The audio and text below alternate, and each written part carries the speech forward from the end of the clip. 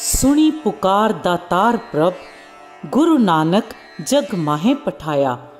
सतगुरु नानक प्रगटिया, मिटी तुंद जग चानण हुआ। श्री गुरु नानक देव जी का प्रकाश 1469 विच राय पोइंदी तलवंडी विच मेहता कल्याण दास जी ते माता तृप्ता जी के घर होया। पिता मेहता कल्याण दास जी इलाके दे जिमीदार राय बुलार जी दे पटवारी सन। भैन नानकी जी तो बाद राय बुलार जी गुरु साहिब नूं निरंकारी जोत पहचानण वाले सब तो पहले सिख बने। पिता जी ने जद बाल उमर विच पंडित गोपाल पासों हिंदी, ब्रिज लाल कोलों संस्कृत अते मौलवी कुतबुद्दीन कोल फारसी पढ़न लई भेजिया तां सारे गुरु साहिब जी तो रब्बी ज्ञान सुन के हैरान हो गए। गुरु साहिब जी हर वेले लोड़वंदां दी सेवा जां अकाल पुरख दे सिमरन विच जुड़े रहंदे, जो पिता जी नूं चंगा नहीं सी लगदा। भैन नानकी जी ने गुरु जी नूं अपने कोल सुल्तानपुर लोधी बुला लिया, जिथे उन्हां दे पति जय राम जी नवाब दौलत खान लोधी कोल दीवान सन। जय राम जी ने गुरु नानक देव जी नूं नवाब दे मोदी खाने का प्रबंधक लगवा दिता।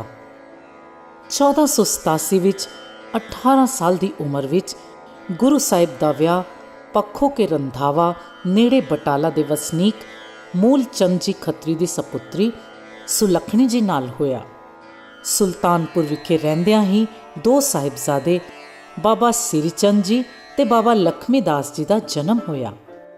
श्री गुरु नानक देव जी ने भाई मरदाना जी नूं भी सुल्तानपुर बुला लिया।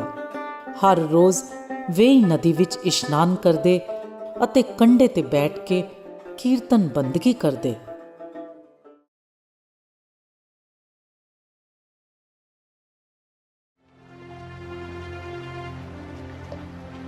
सुल्तानपुर विच गुरु जी एक दिन वेई नदी विच इशनान करन लई गए अते जद काफी देर ही बाहर ना निकले, मरदाना उडीक उडीक के थक के घर नूं परत आया।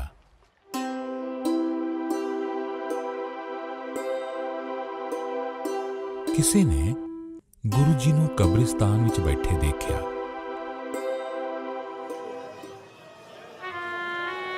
गुरु जी दे कब्रिस्तान विच बैठे होण दी खबर दौलत खान पास भी पुज गई।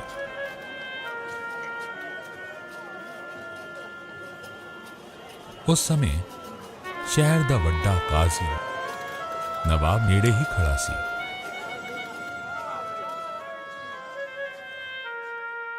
नवाब ने उस नूं नाल लिया अते गुरु जी पास कब्रिस्तान विच पुज गया। उन्हां अपने कन्नी गुरु जी नूं कहंदे सुनिया, इत्थे ना कोई हिंदू अते ना मुसलमान। उन्होंने बहुत हैरानी हुई। उन्हें कहा, हे नानक, जे तेनों हिंदुआं अते मुसलमान विच कोई फर्क नहीं लगता, सारे इत्थे खुदा दे पैदा कीते लगदे हन, तां तू साडे नाल खुदा दे घर मसीत विच खुदा दी भेजी नमाज पढ़न लई चल। गुरु जी नवाब दे कहण उत्ते उन्हां नाल मसीत अंदर चले गए।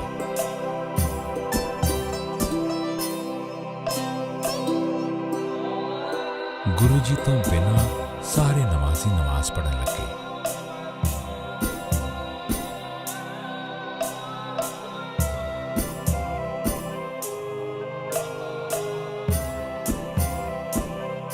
नमाज दे खत्म होने उपरंत नवाब ने गुरु जी पासों पूछया, तुसी नमाज क्यों नहीं पढ़ी? तुसी चुप करके क्यों खड़े रहे जदों असी नमाज पढ़ रहे सी? गुरु जी ने उत्तर दिता, नवाब जी, मैं नमाज विच किसदा साथ देंदा? तुहाडा मन तां कंधार विच घोड़े खरीदण गया होया सी, भावें शरीर इत्थे ही सी। नवाब ने कहा, नानक, जे मेरा मन नमाज विच हाज़र नहीं सी तां तुसी ਕਾਜ਼ੀ ਦਾ ਸਾਥ ਦੇਣਾ ਸੀ। ਗੁਰੂ ਜੀ ਨੇ ਕਿਹਾ, ਨਵਾਬ ਸਾਹਿਬ, ਕਾਜ਼ੀ ਦਾ ਮਨ ਘਰ ਵਿੱਚ ਨਵੀਂ ਸੂਈ ਘੋੜੀ ਦੀ ਦੇਖਭਾਲ ਕਰ ਰਿਹਾ ਸੀ। ਇਹ ਸੁਣ ਕੇ ਕਾਜ਼ੀ ਨੇ ਕਿਹਾ, ਨਵਾਬ ਸਾਹਿਬ, ਨਾਨਕ ਸੱਚ ਕਹਿੰਦਾ ਹੈ। ਮੇਰੀ ਘੋੜੀ ਅੱਜ ਸਵੇਰੇ ਹੀ ਸੂਈ ਸੀ ਅਤੇ ਨਮਾਜ਼ ਕਰਦੇ ਕਰਦੇ ਮੇਰੇ ਮਨ ਵਿੱਚ ਸੱਚੀ ਖਿਆਲ ਆਇਆ ਕਿ ਇਸ ਤਰ੍ਹਾਂ ਨਾ ਹੋਵੇ ਕਿ ਵਛੇਰਾ ਟੋਏ ਵਿੱਚ ਡਿੱਗ ਪਏ ਤੇ ਬਾਹਰ ਹੀ ਨਾ ਆ ਸਕੇ। ਗੁਰੂ ਨਾਨਕ ਦੇਵ ਜੀ ਨੇ ਕਿਹਾ, ਕਾਜ਼ੀ ਸਾਹਿਬ, ਖੁਦਾ ਦੇ ਘਰ ਉੱਤੇ ਉਹ ਨਮਾਜ਼ ਪ੍ਰਵਾਨ ਹੁੰਦੀ ਹੈ ਜਿਹੜੀ ਮਨ ਤਨ ਇਕਾਗਰ ਕਰਕੇ ਕੀਤੀ ਜਾਵੇ। ਮਨ ਦੀ ਇਕਾਗਰਤਾ ਤੋਂ ਬਿਨਾਂ ਹਰ ਪੜੀ ਨਮਾਜ਼ ਆਪਣੇ ਆਪ ਨਾਲ ਧੋਖਾ ਹੈ, ਦੂਜਿਆਂ ਲਈ ਦਿਖਾਵਾ ਹੈ।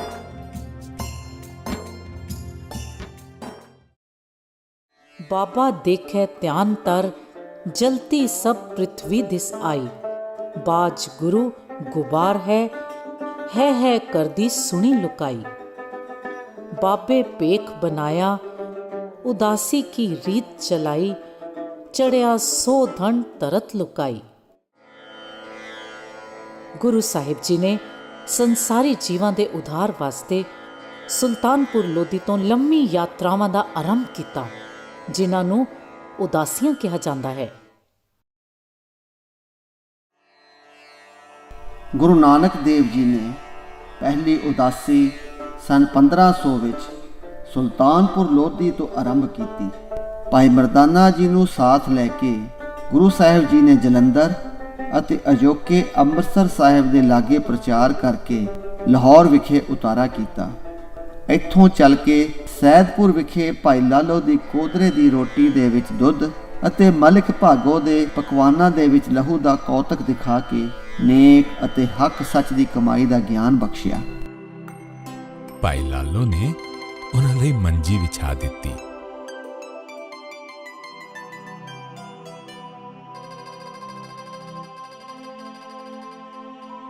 ਭਾਈ ਲਾਲੋ ਨੇ ਖਾਣਾ ਤਿਆਰ ਕਰਕੇ ਗੁਰੂ ਜੀ ਨੂੰ ਰਸੋਈ ਵਿੱਚ ਬੈਠ ਕੇ ਖਾਣਾ ਖਾਣ ਦੀ ਬੇਨਤੀ ਕੀਤੀ। ਗੁਰੂ ਜੀ ਨੇ ਕਿਹਾ, ਭਾਈ ਲਾਲੋ, ਸਾਡੇ ਲਈ ਤਾਂ ਹਰ ਥਾਂ ਹੀ ਪਵਿੱਤਰ ਹੈ, ਖਾਣਾ ਇੱਥੇ ਹੀ ਲਿਆ।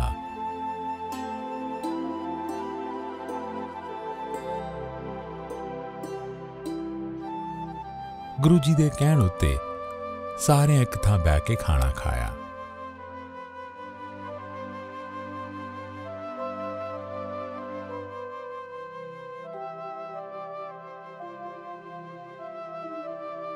ਭਾਈ ਮਰਦਾਨੇ ਨੇ ਪੁੱਛਿਆ, ਗੁਰੂ ਜੀ, ਇਸ ਖਾਣੇ ਵਿੱਚੋਂ ਅੰਮ੍ਰਿਤ ਦਾ ਸਵਾਦ ਆ ਰਿਹਾ ਸੀ, ਇਸ ਵਿੱਚ ਕੀ ਪਾਇਆ ਸੀ?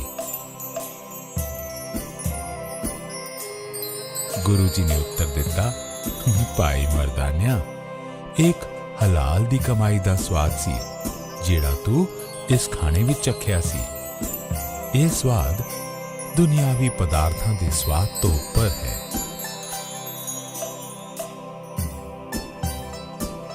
ਤੀਜੇ ਦਿਨ ਜਦੋਂ ਗੁਰੂ ਜੀ ਜਾਣ ਲਈ ਤਿਆਰ ਹੋਏ ਤਾਂ ਭਾਈ ਲਾਲੋ ਨੇ ਬੇਨਤੀ ਕਰਕੇ ਉਹਨਾਂ ਨੂੰ 1 ਮਹੀਨੇ ਲਈ ਰੱਖ ਲਿਆ।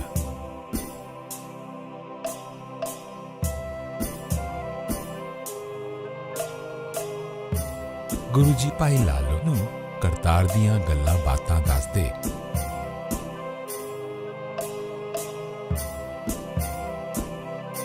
ਇੱਕ ਦਿਨ ਸ਼ਹਿਰ ਦੇ ਇੱਕ ਵੱਡੇ ਸਰਕਾਰੀ ਕਰਮਚਾਰੀ ਮਲਕ ਭਾਗੋ ਨੇ ਬ੍ਰਹਮ ਭੋਜ ਕੀਤਾ।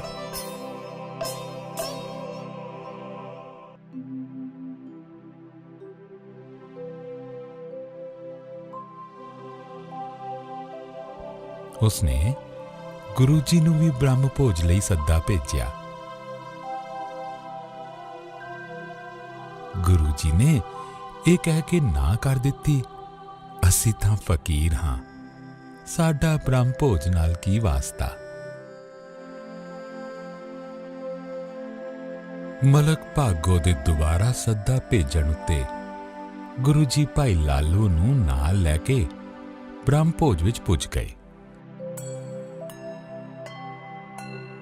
ਮਲਕ ਭਾਗੋ ਨੇ ਬੜੇ ਗੁੱਸੇ ਵਿੱਚ ਗੁਰੂ ਜੀ ਨੂੰ ਕਿਹਾ, ਤਰਖਾਣ ਦੇ ਘਰ ਸੁੱਕੀਆਂ ਰੋਟੀਆਂ ਖਾ ਕੇ ਕੜਾ ਪੂੜੇ ਤੋਂ ਤੂੰ ਨਾ ਕਿਉਂ ਕਰ ਰਿਹਾ ਹੈ? ਗੁਰੂ ਜੀ ਨੇ ਮਲਕ ਭਾਗੋ ਨੂੰ ਸਮਝਾਉਣ ਲਈ ਸੱਜੇ ਹੱਥ ਵਿੱਚ ਭਾਈ ਲਾਲੋ ਦੀ ਸੁੱਕੀ ਰੋਟੀ ਫੜ ਲਈ ਅਤੇ ਖੱਬੇ ਹੱਥ ਮਲਕ ਭਾਗੋ ਦਾ ਪੂੜਾ ਫੜ ਲਿਆ।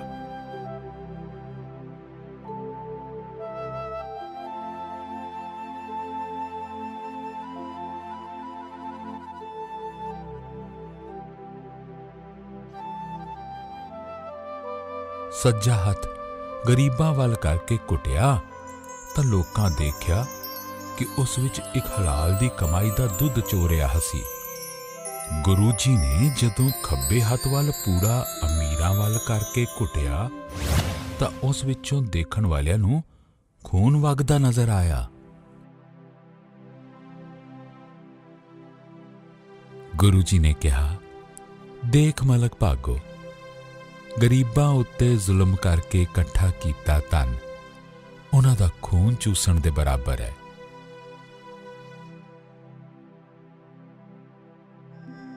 ਗਰੀਬਾਂ ਪਾਸੋਂ ਇਸ ਤਰ੍ਹਾਂ ਇਕੱਠਾ ਕੀਤਾ ਧਨ ਪੁੰਨ ਕਰਨ ਨਾਲ ਪਵਿੱਤਰ ਨਹੀਂ ਬਣਦਾ। ਉਹ ਕਮਾਇਆ ਧਨ ਗਰੀਬਾਂ ਦਾ ਖੂਨ ਹੀ ਰਹਿੰਦਾ ਹੈ। ਤੂੰ ਮੈਨੂੰ ਦੁੱਧ ਵਰਗੀ ਪਵਿੱਤਰ ਵਸਤੂ ਛੱਡ ਕੇ ਖੂਨ ਪੀਣ ਦਾ ਸੱਦਾ ਦਿੱਤਾ ਸੀ। ਇਹ ਮੈਂ ਕਿਵੇਂ ਸਵੀਕਾਰ ਕਰ ਸਕਦਾ ਸੀ? ਗੁਰੂ ਸਾਹਿਬ ਜੀ ਦਾ ਇਹ ਕੌਤਕ ਦੇਖ ਕੇ ਮਲਿਕ ਭਾਗੋ ਦੀਆਂ ਅੱਖਾਂ ਖੁੱਲ੍ਹ ਗਈਆਂ। ਉਸਨੇ ਗੁਰੂ ਨਾਨਕ ਦੇਵ ਜੀ ਦੇ ਚਰਨਾਂ ਵਿੱਚ ਸੀਸ ਨਿਵਾ ਕੇ ਆਪਣੀ ਭੁੱਲਾਂ ਦੀ ਮੁਆਫੀ ਮੰਗੀ। ਗੁਰੂ ਸਾਹਿਬ ਜੀ ਨੇ ਮਲਿਕ ਭਾਗੋ ਨੂੰ ਨਾਮਦਾਨ ਬਖਸ਼ਿਆ ਅਤੇ ਉਸ ਨੂੰ ਪੁਰਾਣੀ ਪਾਪ ਦੀ ਕਮਾਈ ਗਰੀਬਾਂ ਵਿੱਚ ਵੰਡ ਦੇਣ ਦਾ ਹੁਕਮ ਕਰਦਿਆਂ ਅੱਗੋਂ ਵਾਸਤੇ ਧਰਮ ਦੀ ਕਿਰਤ ਕਰਨ ਦਾ ਉਪਦੇਸ਼ ਦਿੱਤਾ। ਮਲਿਕ ਭਾਗੋ ਨੂੰ ਦਿੱਤਾ ਉਪਦੇਸ਼ ਸਾਰੀ ਮਨੁੱਖਤਾ ਵਾਸਤੇ ਪਵਿੱਤਰ ਅਤੇ ਸੇਵਾ ਭਾਵ ਵਾਲੇ ਜੀਵਨ ਲਈ ਸੇਧ ਹੈ।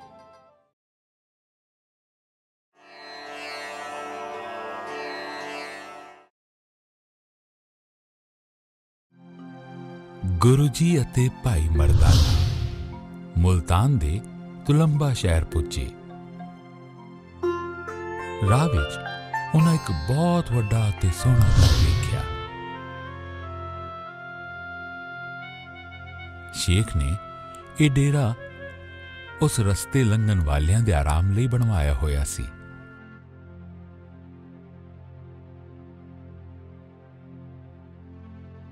ਉਸ ਡੇਰੇ ਵਿੱਚ ਹਰ ਇੱਕ ਨੂੰ ਰਹਿਣ ਲਈ ਥਾਂ ਅਤੇ ਖਾਣ ਲਈ ਭੋਜਨ ਮਿਲਦਾ ਸੀ। ਰਾਹੀ ਭਾਵੇਂ ਹਿੰਦੂ ਹੋਵੇ ਜਾਂ ਮੁਸਲਮਾਨ, ਕਿਸੇ ਨਾਲ ਕੋਈ ਵਿਤਕਰਾ ਨਹੀਂ ਸੀ। ਸ਼ੇਖ ਨੇ ਉਸ ਡੇਰੇ ਵਿੱਚ ਇੱਕ ਪਾਸੇ ਹਿੰਦੂਆਂ ਦੇ ਪੂਜਾ ਕਰਨ ਲਈ ਮੰਦਰ ਅਤੇ ਦੂਜੇ ਪਾਸੇ ਮੁਸਲਮਾਨਾਂ ਲਈ ਮਸਜਿਦ ਬਣਵਾਈ ਹੋਈ ਸੀ। ਸ਼ੇਖ ਦਿਨ ਵਿੱਚ ਸਾਦਾਂ ਵਾਲੇ ਕੱਪੜੇ ਪਾ ਕੇ ਮਾਲਾ ਫੇਰਦਾ ਰਹਿੰਦਾ ਸੀ ਅਤੇ ਆਏ ਗਏ ਮੁਸਾਫਿਰ ਦੀ ਵੇਖਭਾਲ ਕਰਦਾ ਸੀ। ਪਰ ਉਹ ਸ਼ੇਖ ਰਾਤ ਗੁਜ਼ਾਰਨ ਵਾਲੇ ਰਾਹੀਆਂ ਨੂੰ ਮਾਰ ਕੇ ਉਹਨਾਂ ਦੀਆਂ ਲਾਸ਼ਾਂ ਖੂਹ ਵਿੱਚ ਸੁੱਟ ਦਿੰਦਾ ਸੀ ਅਤੇ ਉਹਨਾਂ ਦਾ ਮਾਲ ਹਜ਼ਮ ਕਰ ਜਾਂਦਾ ਸੀ। ਗੁਰੂ ਜੀ ਨੂੰ ਦੇਖ ਕੇ ਉਸਨੇ ਅੰਦਾਜ਼ਾ ਲਗਾਇਆ ਕਿ ਗੁਰੂ ਜੀ ਵੱਡੇ ਧਨਾਢ ਸਨ।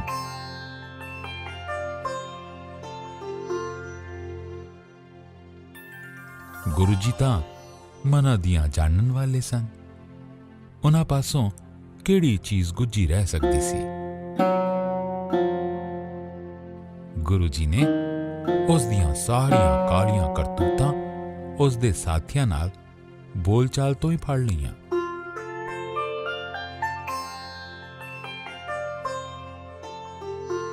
ਉਸਨੇ ਗੁਰੂ ਜੀ ਅਤੇ ਭਾਈ ਮਰਦਾਨੇ ਦੀ ਬਹੁਤ ਸੇਵਾ ਕੀਤੀ।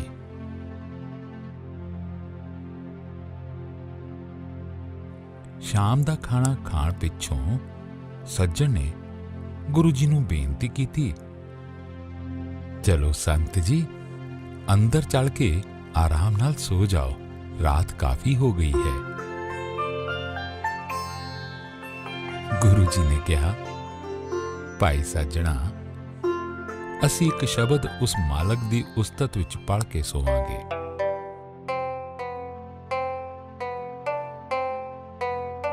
ਭਾਈ ਮਰਦਾਨ ਨੇ ਰਬਾਬ ਵਜਾਉਣੀ ਸ਼ੁਰੂ ਕੀਤੀ ਅਤੇ ਗੁਰੂ ਜੀ ਨੇ ਸ਼ਬਦ ਦਾ ਉਚਾਰਨ ਸ਼ੁਰੂ ਕੀਤਾ।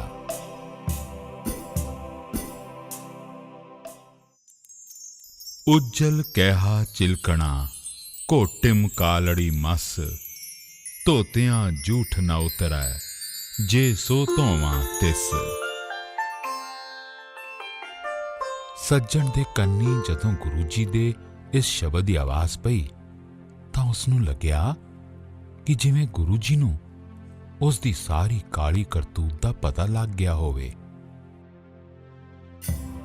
ਇਸ ਲਈ ਉਹ ਕਹਿ ਰਹੇ ਹਨ, ਕਾਂਸੀ ਦਾ ਬਰਤਨ ਬਾਹਰੋਂ ਚਮਕਦਾ ਹੈ, ਪਰ ਜਦੋਂ ਉਸ ਨੂੰ ਹੱਥ ਲਗਾਉਂਦੇ ਹਾਂ ਤਾਂ ਉਹ ਹੱਥ ਕਾਲਾ ਹੋ ਜਾਂਦਾ ਹੈ। ਉਸ ਕਾਂਸੀ ਨੂੰ ਧੋਣ ਪਿੱਛੋਂ ਵੀ ਉਸ ਦੀ ਕਾਲਖ ਨਹੀਂ ਜਾਂਦੀ।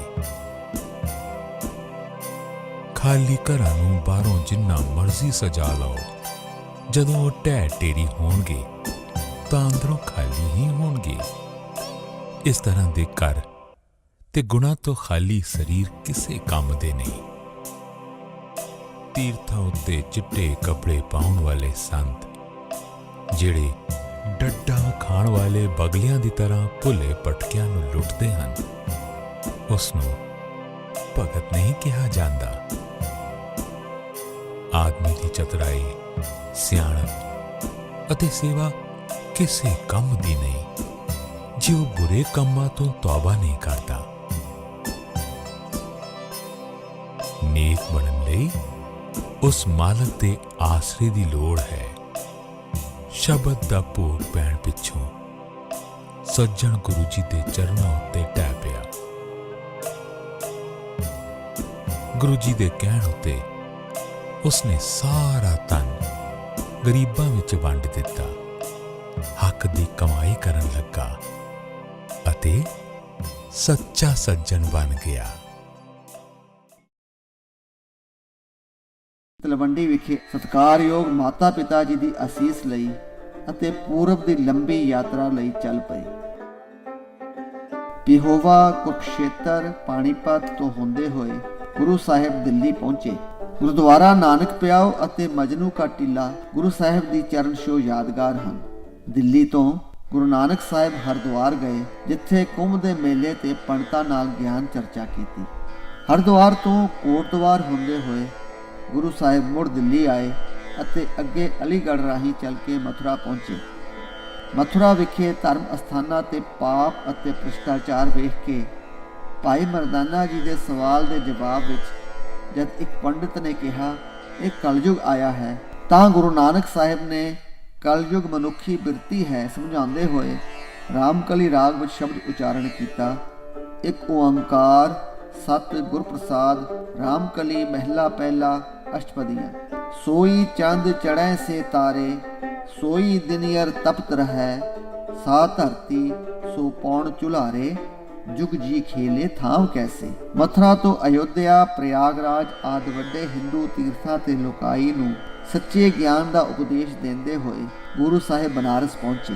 ਇੱਥੇ ਇੱਕ ਬਾਗ ਵਿੱਚ ਉਤਾਰਾ ਕੀਤਾ। ਚਤੁਰਦਾਸ ਨਾਮ ਦਾ ਮੂਰਤੀ ਪੂਜਕ ਸ਼ਿਵ ਭਗਤ ਗੁਰੂ ਸਾਹਿਬ ਜੀ ਦੀ ਮਹਿਮਾ ਸੁਣ ਕੇ ਚਰਚਾ ਕਰਨ ਆਇਆ। ਗੁਰੂ ਸਾਹਿਬ ਜੀ ਨੇ ਬਸੰਤ ਰਾਗ ਵਿੱਚ ਸ਼ਬਦ ਗਾਇਨ ਕਰਕੇ ਚਤੁਰਦਾਸ ਦਾ ਭਰਮ ਕੱਟਿਆ ਅਤੇ ਇਹ ਗੁਰੂ ਜੀ ਦਾ ਸਿੱਖ ਬਣਿਆ।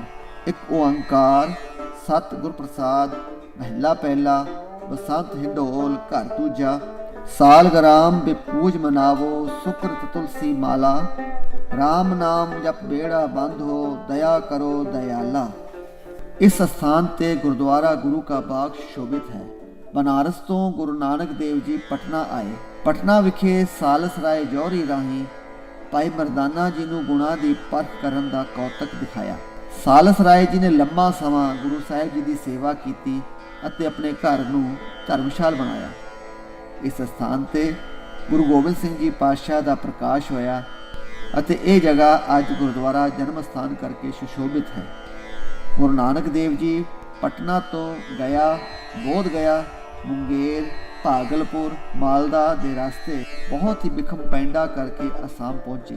ਇੱਥੇ ਜਾਦੂਗਰਨੀ ਨੂਰ ਸ਼ਾਹ ਨੇ ਕਾਲੇ ਇਲਮ ਨਾਲ ਭਾਈ ਮਰਦਾਨਾ ਜੀ ਨੂੰ ਭੇਡੂ ਵਾਂਗ ਬੰਨ੍ਹ ਲਿਆ। ਗੁਰੂ ਨਾਨਕ ਦੇਵ ਜੀ ਨੇ ਨੂਰ ਸ਼ਾਹ ਦਾ ਉਧਾਰ ਕੀਤਾ ਅਤੇ ਇਸ ਤੋਂ ਅੱਗੇ ਪੂਰਬ ਵਿਖੇ ਅਜੋਕੇ ਬਰਮਾ ਤੱਕ ਗਏ। ਉੱਥੋਂ ਢਾਕਾ ਪਹੁੰਚੇ, ਜਿੱਥੇ ਗੁਰਦੁਆਰਾ ਸਾਹਿਬ ਅੱਜ ਵੀ ਸੁਸ਼ੋਭਿਤ ਹਨ। ਢਾਕਾ ਤੋਂ ਚੱਲ ਕੇ ਕਲਕੱਤਾ ਹੁੰਦੇ ਹੋਏ ਪੁਰੀ ਆਏ, ਜਿੱਥੇ ਜਗਨਨਾਥ ਦੀ ਮੂਰਤੀ ਦੀ ਆਰਤੀ ਦੇਖ ਕੇ ਅਕਾਲ ਪੁਰਖ ਦੀ ਨਿਰੰਤਰ ਚੱਲ ਰਹੀ ਆਰਤੀ ਦੇ ਉਪਦੇਸ਼ ਦੇ ਰੂਪ ਵਿੱਚ ਸ਼ਬਦ ਉਚਾਰਨ ਕੀਤਾ। ਇੱਕ ਓੰਕਾਰ, ਸਤ ਗੁਰ ਪ੍ਰਸਾਦ, ਧਨਾਸਰੀ ਮਹਿਲਾ ਪਹਿਲਾ, ਆਰਤੀ। ਗगनमय थाल रव चंद दीपक बने, तारका मंडल जनक मोती, धूप मणिया लो पवन चवरो करे, सगल बन राय फूल अंत ज्योति। जबलपुर, झांसी, धौलपुर, भरतपुर आदि तो होंदे होए गुरु जी रेवाड़ी तो पंजाब दाखिल होए। रास्ते विच लोकां नूं वहमां भरमां तो हटा के सच्चा ज्ञान बख्शिया। 6 सालां विच 8600 किलोमीटर तो वध यात्रा करके गुरु साहिब जी ने 1506 ਵਿੱਚ ਕਲਾਨੌਰ ਦੇ ਇਲਾਕੇ ਵਿੱਚ ਆ ਕੇ ਉਤਾਰਾ ਕੀਤਾ। ਕੁਝ ਹੀ ਦਿਨਾਂ ਵਿੱਚ ਗੁਰੂ ਸਾਹਿਬ ਦੀ ਮਹਿਮਾ ਚਾਰੇ ਪਾਸੇ ਫੈਲ ਗਈ ਅਤੇ ਸੰਗਤ ਜੁੜਨ ਲੱਗੀ। ਇਲਾਕੇ ਦੇ ਚੌਧਰੀ ਕਰੋੜੀ ਮੱਲ ਨੇ ਪਹਿਲਾਂ ਈਰਖਾ ਕੀਤੀ, ਪਰ ਛੇਤੀ ਹੀ ਗੁਰੂ ਸਾਹਿਬ ਜੀ ਦੇ ਚਰਨੀ ਲੱਗਿਆ ਅਤੇ 100 ਏਕੜ ਜ਼ਮੀਨ ਗੁਰੂ ਸਾਹਿਬ ਦੇ ਨਾਮ ਕਰ ਦਿੱਤੀ। ਇਸ ਸਥਾਨ ਨੂੰ ਗੁਰੂ ਨਾਨਕ ਪਾਤਸ਼ਾਹ ਨੇ ਕਰਤਾਰਪੁਰ ਦਾ ਨਾਮ ਦਿੱਤਾ ਅਤੇ ਪਹਿਲੀ ਉਦਾਸੀ ਇੱਥੇ ਹੀ ਸਮਾਪਤ ਹੋਈ।